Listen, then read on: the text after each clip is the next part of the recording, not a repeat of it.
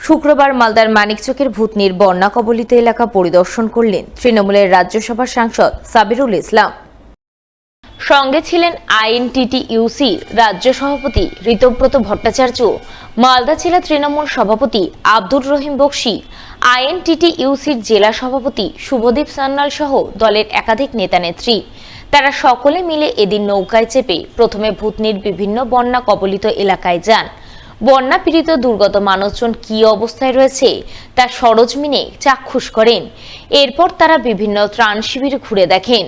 ত্রাণ শিবিরে আশ্রয় নেওয়া মানুষজনের সঙ্গে কথা বলেন, তাদের অভাব অভিযোগের কথা শোনেন।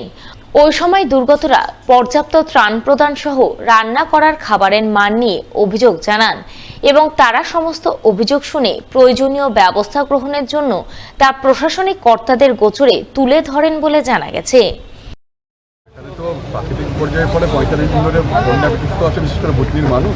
প্রশাসনের দিক থেকে যথেষ্ট সাহায্য করা হচ্ছে এবং বিভিন্ন জায়গাতে কমিউনিটি কিচেন থেকে আরম্ভ করে যত রকম করা যায় সবাই করছে এবং আমি আপামর যত জনতা আছে এখানে সবাইকে রিকোয়েস্ট করবো যে প্রাকৃতিক বিপর্যয়কে মোকাবিলা করার জন্য সবাই যেন ইউনাইটেডভাবে না, ছোটোখাটো সব প্রবলেম হচ্ছে সেগুলো আশা করছি ইমিডিয়েটলি আজকে সলভ হয়ে যাবে। কারণ যে গ্রুপ রান্না করছিল 1.5 মাস ধরে রান্না করছিল তারা হয়তো টায়ার্ড হয়ে গেছিলো, আর নতুন একটা গ্রুপকে আজকে আবার রিক্রুট করা হয়েছে। আমরা ওই ভূতনির বিভিন্ন অঞ্চলে গেছিলাম।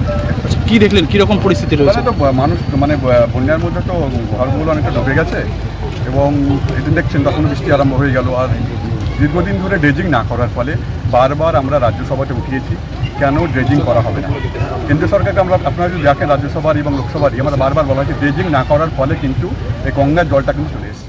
মানুষ অসুবিধার মধ্যে আছেন, তার মধ্যে দাঁড়িয়ে রাজ্য সরকারের পক্ষ থেকে যতটা সম্ভব বেশি করে সমস্ত কিছু পৌঁছানোর চেষ্টা করা হচ্ছে। ত্রাণ শিবির খোলা আছে অসংখ্য, যারা বাড়িতে আছেন তাদেরকে ত্রাণ পৌঁছানোর চেষ্টা করা হচ্ছে সরকারের পক্ষ থেকে এবং আমাদের দলীয়ভাবেও আমরা ত্রাণ পৌঁছানোর চেষ্টা করছি।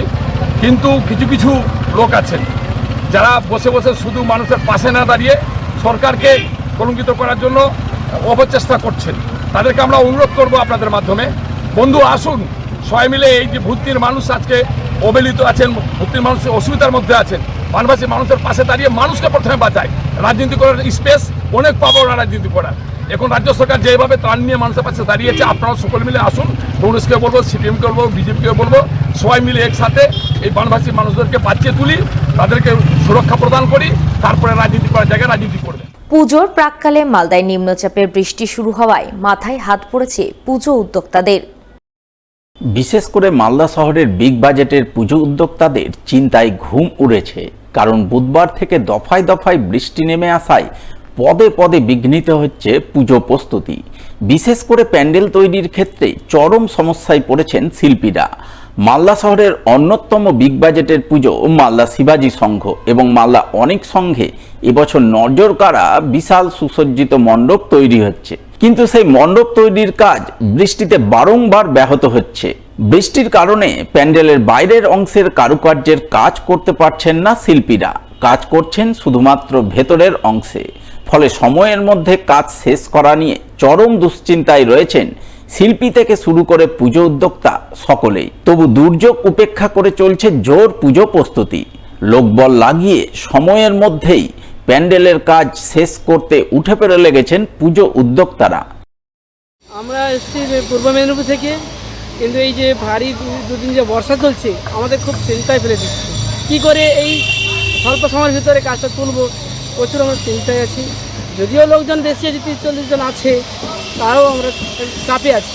সেরকম প্লেস নেই, কাজ করতে পারছি না। মোটামুটি করে যেগুলো করতে হয় করে যাচ্ছে না, বাইরে সাইডে একবারে করতে পারছি না, ভিতরে কাজটা একটু করছি। এই বৃষ্টির জন্য দুর্যোগের ব্যাপার কিছু কারণে কাজ পিছিয়ে যাচ্ছে। কাজ টিভিলে তুলবো একটা টেনশনের মুখে পড়তে হচ্ছে। এই এখনও এই কাজ বাকি, ডিজাইনের কাজ বাকি, কালার বাকি, বহুত পিছিয়ে পড়ে যাচ্ছে বৃষ্টির জন্য। যে বসে আছি কাজ করতে পারছি না, ঠিক মতো বাইরে কী মিলে কাজ করবো আমরা? করতে তো হবে, যান প্রাণ দিয়ে করতে হবে। যদি ওয়েদার ভালো হয়ে যায় তাহলে যান প্রাণ দিতে সেটা নাইট খাটতে হবে। অন্যদিকে পুজোর প্রাককালে দ্বিতীয় দফার বন্যার জলে ভাসছে গোটা ভূতনি এলাকা। বিভিন্ন পুজো মণ্ডপে জল থই পরিস্থিতি। বন্ধ রয়েছে প্রতিমা তৈরি সহ অন্যান্য পুজো প্রস্তুতির কাজ। স্বভাবতই মন খারাপ মালদার মানিকচকের বন্যা পীড়িত ভূতনিবাসীর। তবে মন খারাপ নিয়েও পুজো আরাধনায় ব্রতী হবেন ভূতনির বন্যা দুর্গতরা। তাদের সাফ কথা, আড়ম্বর না হলেও পুজো হবেই।